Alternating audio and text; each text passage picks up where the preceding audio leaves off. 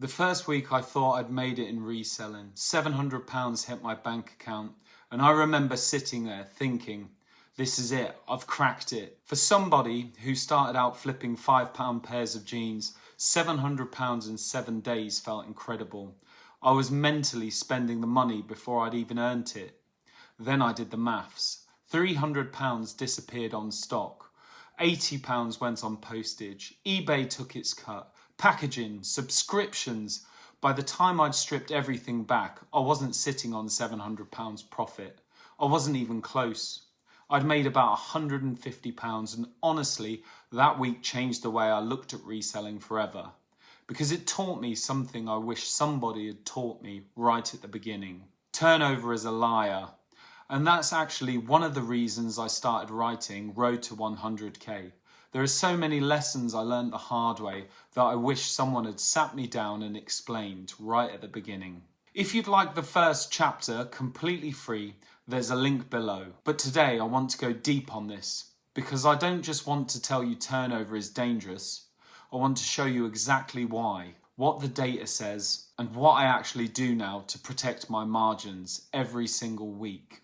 So let's get into it. There's an old saying in business, revenue is vanity, profit is sanity, and cash is king. And I think there's a lot of truth in that, more than most new resellers appreciate. Because revenue feeds the ego, profit feeds the business, and cash flow keeps you alive. Here's the number that stopped me in my tracks when I first heard it. According to Score, one of the largest networks of business mentors in the world, cash flow problems contribute to around 82% of small business failures. Think about that.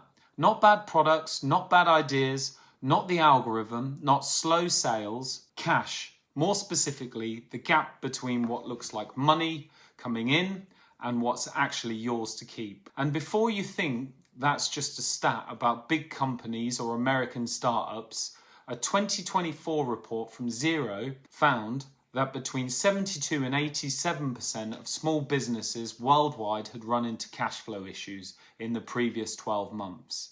This is the norm, not the exception. And the reason it happens so often, it's not laziness, it's not stupidity, it's something much more fundamental. It's the way our brains are wired. There's a psychological concept called optimism bias. And researchers at places like the University of Bath and the LSE have spent years studying it, specifically in entrepreneurs and small business owners. The finding is fairly brutal. Studies show that over-optimistic entrepreneurs tend to overestimate their future revenue by 30 to 50%. And it gets more specific than that. Daniel Kahneman, the Nobel Prize-winning psychologist behind Thinking Fast and Slow, found that entrepreneurs on average estimated their chances of business success at around 60%. The actual historical rate of a small business surviving 5 years, about 35%. So we're not just slightly optimistic, we're wildly, systematically wrong.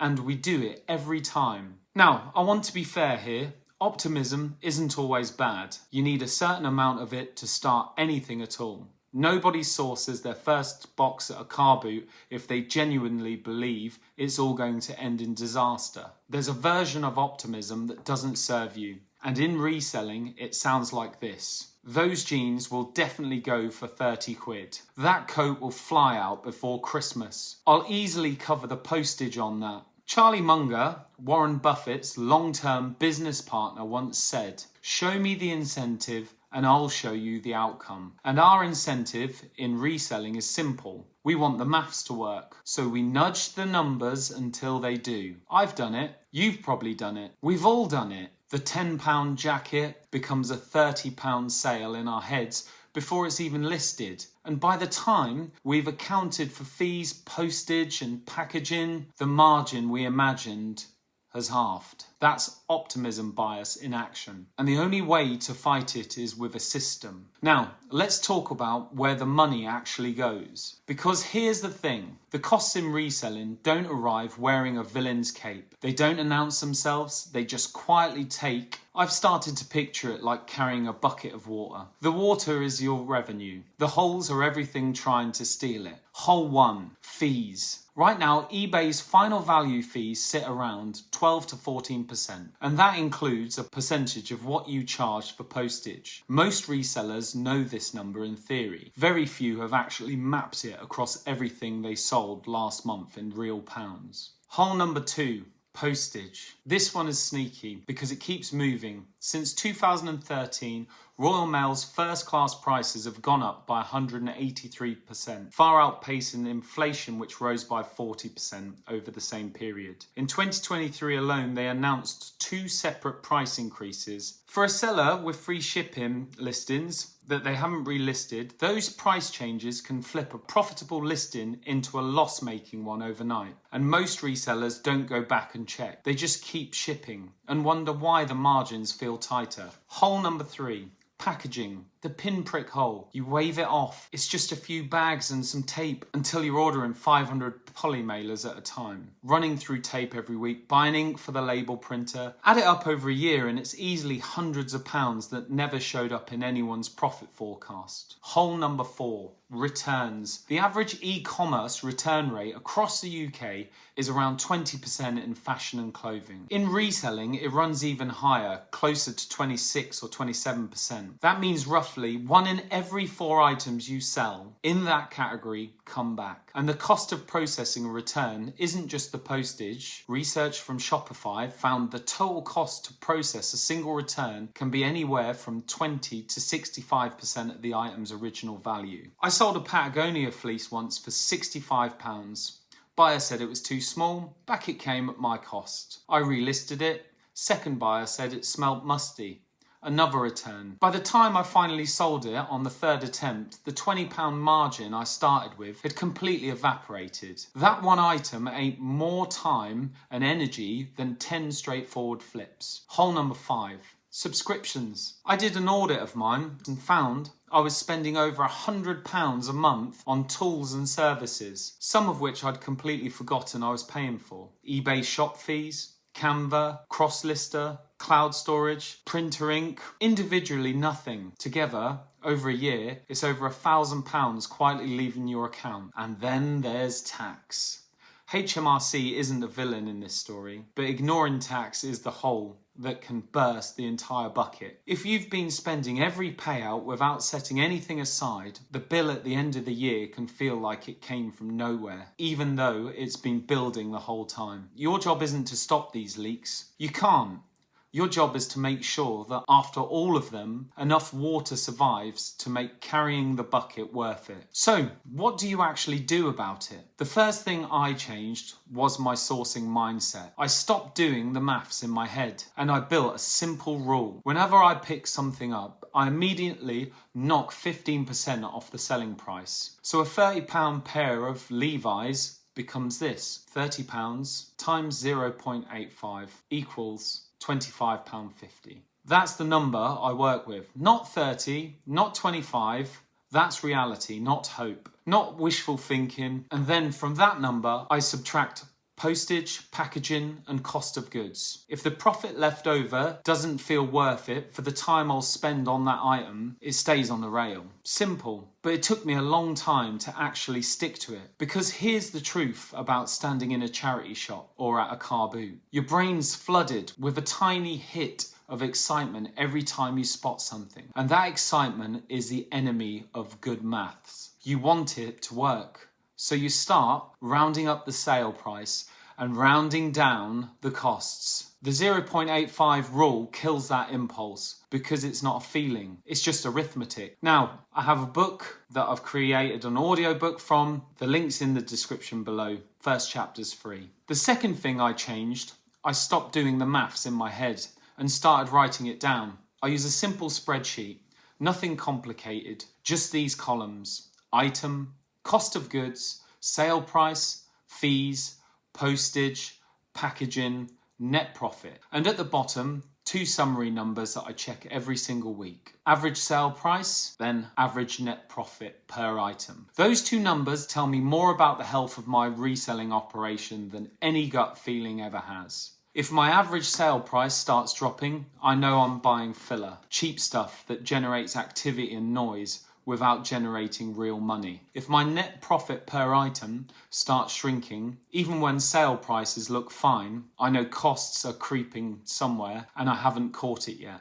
You can use apps like Reseller Genie or QuickBooks, but even a basic spreadsheet works if the habit's there. And the habit is a thing. Update it every single day, not once a month, every day. Because the leaks that sink a reselling business almost never arrive all at once. They build gradually over weeks and months. Daily tracking is how you see them before they become a crisis. Cash flow is not profit. Now let me just say this directly, because I think it's the core of everything. Cash flow is what hits your bank. Profit is what you've actually earned. They are not the same number. And for most resellers, they're not even close. Research from Relay, a small business financial platform, found that 95% of small business owners say they feel confident managing their cash flow, but fewer than a third are actually doing it proactively.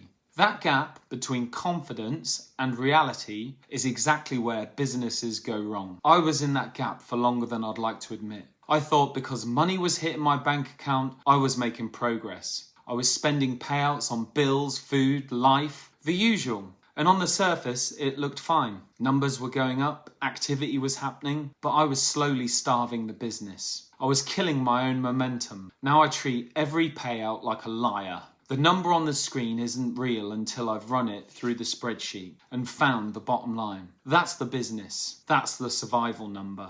And once you know the real profit, what you do with it matters just as much as finding it. Warren Buffett once said, "Don't save what is left after spending, but spend what is left after saving." Early on, I did the exact opposite. Every payout got absorbed by life and the pipeline starved. Now I split what survives deliberately. Some goes back into stock.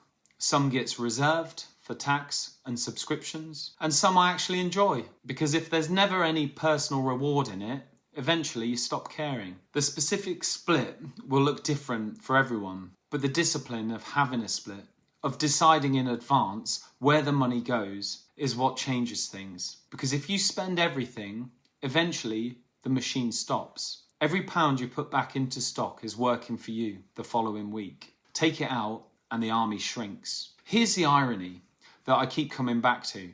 Most people talk about turnover. Very few people talk about profit. But turnover doesn't pay your bills. Turnover doesn't build wealth. Turnover doesn't buy freedom. Profit does. So here's my challenge to you. And I genuinely want you to do this today. Not at some point this week. Take last week's payouts. Strip out the stock costs. Strip out the fees. Strip out the postage. Strip out the packaging. Strip out the subscriptions and write down what's left. Because that's your truth. That's the number that matters. And if it's smaller than you thought, that's not a reason to feel bad. That's just information. And information is where improvement starts.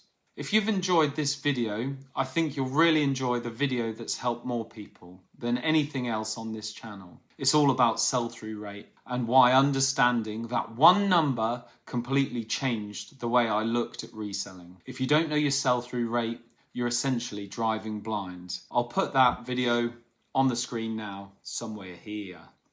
Thanks for watching, and I'll see you in the next one. Beardy Bert Flips.